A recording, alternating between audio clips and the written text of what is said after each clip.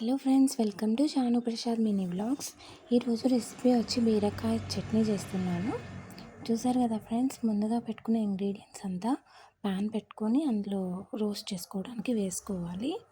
అలానే బీరకాయని శుభ్రంగా కడిగేసి కట్ చేసి పెట్టుకోవాలన్నమాట.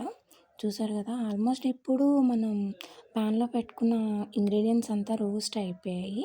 ఇప్పుడు మనం ముందుగా కట్ చేసి పెట్టుకున్న బీరకాయ ముక్కల్ని ఇందులో వేయాలన్నమాట.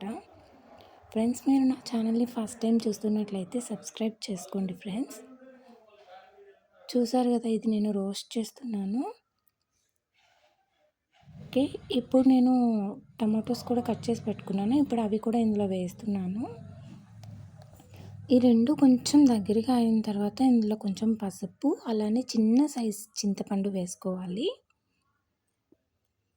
చూసారు కదా ఫ్రెండ్స్, నేను చేసే వీడియోస్ మీకు నచ్చినట్లయితే మీ ఫ్రెండ్స్ అండ్ ఫ్యామిలీ మెంబర్స్కి షేర్ చేయండి ఫ్రెండ్స్. అలానే మీ ఫ్రెండ్స్ అండ్ ఫ్యామిలీ మెంబర్స్ని కూడా సబ్స్క్రైబ్ చేసుకోమని చెప్పండి.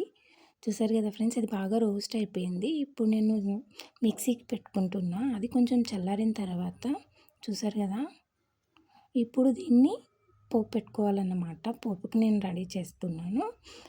ఆవాలు జీలకర్ర ప్యాన్ పెట్టుకుని ఆవాలు జీలకర్ర వేయాలి. అందులోనే కరివేపాకు, వెల్లుల్లి, ఎండుమిర్చి కూడా వేయాలి. ఇది కొంచెం చిటిపట్లు అన్న తర్వాత ఇందులో ఇంగువ వేస్తున్నాను.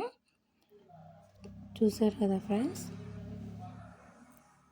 ఇప్పుడు ఇది బాగా రోస్ట్ అయిన తర్వాత మనం ముందుగా మిక్సీ చేసి పెట్టుకున్న బీరకాయ పచ్చిని ఇందులో వేయాలి. అది ఒక 2-3 మినిట్స్ అంతా బాయిల్ అవ్వాలన్నమాట.